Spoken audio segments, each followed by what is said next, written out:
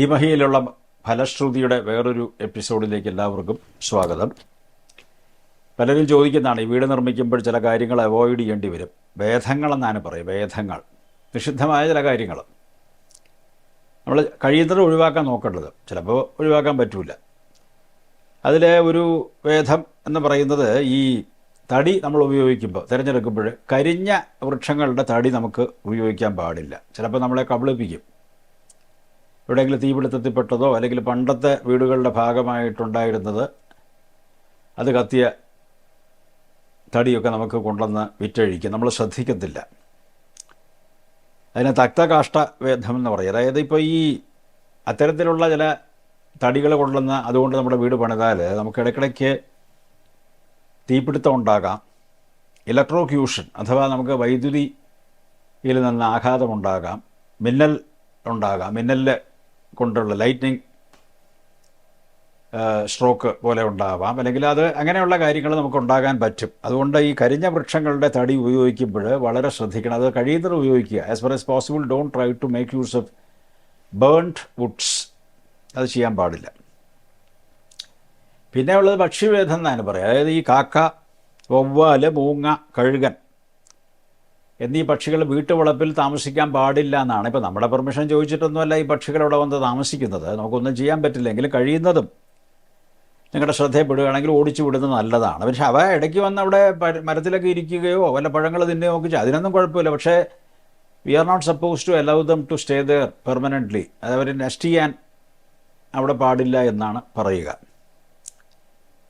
അത് കുട്ടികളുടെ വിദ്യാഭ്യാസത്തെ ബാധിക്കുമെന്നൊക്കെ പഴമക്കാർ പറയാറുണ്ട്.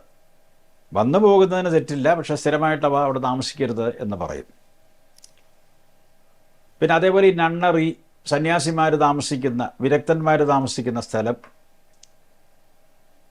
ആശ്രമങ്ങൾ, അങ്ങനെയുള്ള സ്ഥലങ്ങളിൽ നിന്ന് നമ്മളൊരു 600 അടിയെങ്കിലും ദൂരെ ആയിരിക്കണം നമ്മുടെ വീട് എന്ന നിഷ്കർഷ ഉണ്ട്. അല്ലെങ്കിൽ എന്ത് പറ്റുമെന്ന് വെച്ചാൽ നമ്മുടെ വീട്ടിനകത്ത് ഇടയ്ക്കിടയ്ക്ക്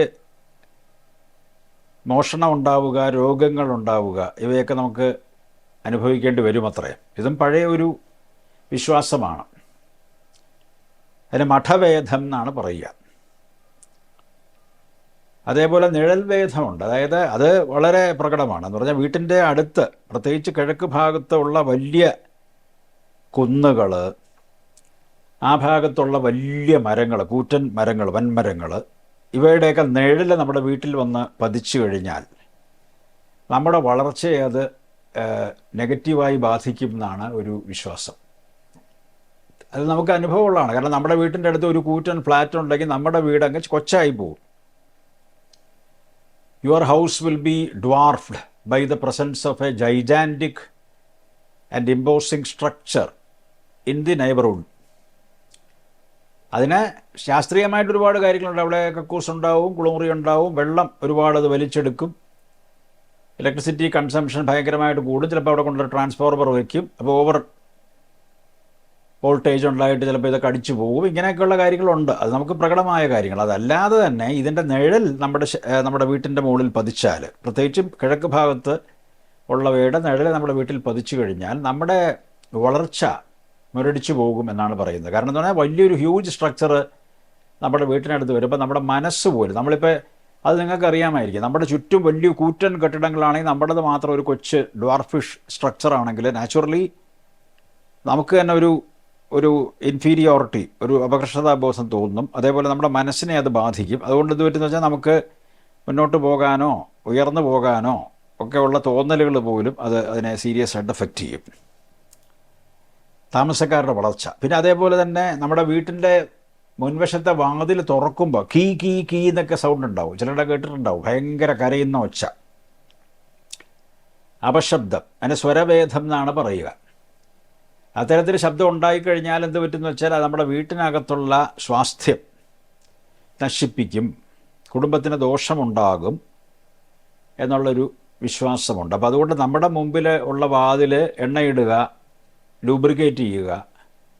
അടയ്ക്കാൻ പറ്റാത്ത വാതിലും ദോഷമാണെന്ന് പറയും. പൂർണ്ണമായിട്ട് അടയ്ക്കാൻ പറ്റാത്ത വാതിൽ, സ്ക്രൂകൾ ഇളകിപ്പോയ വാതിൽ, ഓടാമ്പൽ ഇളകിപ്പോയ വാതിൽ, പിടിയില്ലാത്ത വാതിലുകൾ തുറക്കാൻ വേണ്ടിയിട്ട് 5 പേര് വന്ന് പിടിച്ച് തുറക്കുകയും 10 പേരെ കൊണ്ട് അടയ്ക്കാൻ പറ്റും, അങ്ങനെയൊക്കെയുള്ള വാതിലുകളുണ്ട്. അപ്പോൾ അത് ഈ നമ്മുടെ വീട്ടിനകത്തേക്ക് പ്രവേശിക്കുന്ന എനർജി അഥവാ ഊർജ്ജത്തെ അത് പ്രതികൂലമായിട്ട് ബാധിക്കും എന്നർത്ഥം. അപ്പോൾ you need to repair and maintain ഒരു നന്നായിട്ട് വർക്കബിൾ ആയിട്ടുള്ള, നന്നായിട്ട് വർക്ക് ചെയ്യുന്നൊരു ഡോറ് ഉണ്ടാവണം. ശബ്ദമില്ലാത്ത, സുഗമമായിട്ട് തുറക്കുന്ന, അടയുന്ന ഒരു വാതിൽ.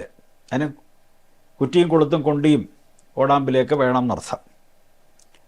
അടുത്ത ഒരു ദോഷം പറഞ്ഞിരിക്കുന്നതെന്ന് വെച്ച് കഴിഞ്ഞാൽ, വീടിൻ്റെ തറനിരപ്പ് റോഡിനേക്കാൾ വളരെ താണിരുന്നാൽ അതിന് ഭദ്രവേദം എന്നാണ് പറയുക. അത് വലിയ ശല്യം ഉണ്ടാക്കും, രോഗം ഉണ്ടാക്കും, ദാരിദ്ര്യം ഉണ്ടാക്കും. കാരണം എന്ന് പറഞ്ഞാൽ you are at A lower level. നമ്മളെപ്പോഴും താമസിക്കുന്നത് മറ്റുള്ളവരെക്കാൾ താഴ്ചയിലാണെങ്കിൽ നമ്മുടെ മനസ്സിനെ അത് ബാധിക്കും. ഒരു നെഗറ്റീവ് എനർജി വിൽ പ്രിവെയിൽ. നമ്മുടെ ചുറ്റും കൂറ്റൻ കെട്ടിടങ്ങളാൽ നമ്മൾ ആവൃതമാകുകയാണെങ്കിലോ അല്ലെങ്കിൽ ആവരണം ചെയ്യപ്പെടുകയാണെങ്കിലോ, നമ്മൾ താമസിക്കുന്ന വീട് അടുത്തുള്ള റോഡിനേക്കാൾ വളരെ താഴെയാണെങ്കിലോ അത് നമ്മുടെ വീടിനെ ബാധിക്കും, വീട്ടിനകത്ത് താമസിക്കുന്നവരെയും ബാധിക്കും. നമ്മുടെ energy level also will become down. It will become very very low. വളരെ ഒരു ഇൻഫീരിയറായിട്ട് നമുക്ക് തോന്നും. അപ്പോൾ നമ്മുടെ മുമ്പോട്ടുള്ള പോക്ക്, നമ്മുടെ കുട്ടികളുടെ പഠിത്തം ഒക്കെ ഒരു പ്രശ്നമാകാൻ സാധ്യതയുണ്ടെന്നാണ് പറയുന്നത്. അപ്പോൾ അത് കഴിയുന്നതും വീട് വയ്ക്കുമ്പോൾ അതൊക്കെ ഒന്ന് ശ്രദ്ധിച്ചാൽ നന്നായിരിക്കും. പിന്നെ ബ്രഹ്മവേദം എന്ന് പറഞ്ഞിട്ടൊരു സാധനമുണ്ട്. നമ്മുടെ വീട്ടിൻ്റെ നേരെ മുമ്പിൽ ഈ എണ്ണയാട്ടുന്ന മില്ല് അല്ലെങ്കിൽ എണ്ണയാട്ടുന്ന ഫാക്ടറി, ഇതൊക്കെ നേരെ മുമ്പിൽ just in front of your house വരികയാണെങ്കിൽ ബുദ്ധിമുട്ടാണ്.